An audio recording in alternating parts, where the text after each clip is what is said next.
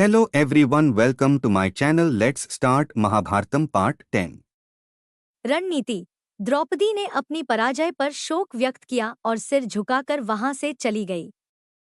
सुदेशनादेवी मंदिर गए। रानी महागडुसारी। मालिनी, क्या हुआ? ऐसा कौन सा चेहरा है? बाल क्यों जल रहे हैं? क्या कपड़े कीचड़ के दाग से भरे हुए हैं? उसने पूछा। पांचाली कोई अज्ञानी मूर्ख नहीं है। आहा, क्या नंगनाची है? उसने आह भरते हुए कहा। अमीरों से चाहे कितनी भी बातें कर लो, फायदा तो होगा ही। इसके अलावा सुदेशना और सिम्हाबालू की जन्म कथाएं भी उनके लिए अज्ञात नहीं हैं। कीचकू के पिता सुतदेशधिस थे। मालव साम्राज्य की कन्या मालवी से सुताधीश के 106 पुत्र थे। सबसे बड़ा बेटा चिल्लाने वाला है। बाकी 105 भाई की परछाई की तरह हैं। मालवी की छोटी बहन की बेटी सुदेशना विराटराज पट्टामहिषी। शरीर और हृदय की ताकत रखने वाले कीचकू को सिम्हाबालुडु अनवर्था के रूप में प्रचारित किया गया था। विराट के जागीरदार के रूप में कीचक अपने भाइयों उपकीचकों के साथ मत्स्यदेश में बस गए। राजा की शक्ति भय भी है और स्नेह भी। इसीलिए उन्होंने गेम खेला और गाना गाया। इसीलिए सुदेशनादेवी ने उनके द्वारा लगाए गए प्रतिबंधों को तोसीराजा कीचा के मंदिर में भेज दिया। अब वह ऐसे आशीर्वाद मांग रही है जैसे उसे कुछ पता ही न हो। पांचाली ने गहरी आह भरते हुए कहा कि यदि सत्ता राजा के हाथ में है तो जो कुछ भी किया जाएगा वह मान्य है। द्रौपदी अपने निवास स्थान पर चली गई और भाग्य को दोष देते हुए सोचने लगी कि क्या होगा। इसका निष्कर्ष यह निकला कि भीम ही एकमात्र व्यक्ति है जो शेर को हराने में सक्षम है।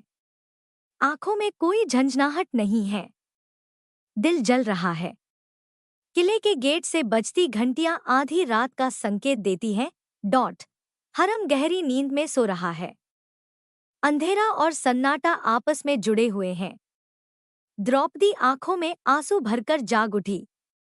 नहाया, अच्छे कपड़े पहने और रसोई की ओर चल दिया। विशाल हॉल खाना पकाने के बर्तनों से भरा हुआ है। पाक अवशेषों की स्वादिष्ट सुगंध निकल रही है। उनके बीच में भीमसेन पर्वत के समान भूमि पर सोते हुए दिखाई दिए। द्रौपदी ने अपने पति के पास जाकर कहा, नाथ। ऐसा करने के बाद यह चिल्लाने वाला निडर होकर अपने मंदिर में चला गया और अपने दिल पर हाथ रखकर सो गया। आप फर्श पर आराम से खर्राटे ले रहे हैं। जो आंख नहीं देख सकती वही मैं कहता हूँ। क्या आपने बंधी यल्लाली के साथ हुआ सारा अपमान देखा? हालांकि अगर आप इतने आराम से सो रहे हैं तो क्या आपको लगता है कि यह आपकी असमर्थता है अथवा अग्रजनी की आज्ञा का पालन कर रहे हो? या क्या आप मेरे प्रति उदासीन हैं? भीमसेन ने उत्सुकता से पूछा। क्या किसी को आपके आगमन की सूचना नहीं मिली? द्रौपदी ने सिर हिलाया। उसकी आंखों से आंसू बह रहे थे। वलालू ने उसे अपने पास ले जाकर गले लगा लिया। वह अपने पति की वीरता और इस दुर्दशा को सोचकर रोने लगी। द्रौपदी के आंसुओं से भीम की छाती का अभिषेक किया गया। साध्वी, कितना भी समय लगे, कठिनाइयां तो होंगी ही। अतीत में आप जैसे अनेक महासाधुओं ने बहुत अत्याचार किए हैं। क्या सीता, सुकन्या, दमयंती, लोपामुद्रा ने अनेक विपत्तियों का सामना किया और फिर सभी सुखों का अनुभव किया? पांचाली, हमारी अज्ञातवास दीक्षा कई दिनों तक पूरी नहीं होगी। हमें अपनी परेशानियों से उबरने के लिए कई दिनों तक इंतजार नहीं करना पड़ेगा। चीखने वाले को मारना मेरे लिए कोई बड़ी बात नहीं है। दिखावा करें कि आप शेर की इच्छा स्वीकार करते हैं और उसे वश में करते हैं। अगले नृत्य कक्ष को एक प्रतीकात्मक स्थान के रूप में स्थापित करें और रात के अंधेरे में अकेले वहां जाएं। मैं आधी रात को वहां आए शेर को मार डालूंगा और तुम्हारा क्रोध शांत कर दूंगा। उन्होंने उसके आंसू पोंछते हुए कहा कि हम लोग जो निर्वासन में हैं, उनके पास कोई दूसरा रास्ता नहीं है। भीम की बातों से उसका चेहरा खुला रह गया।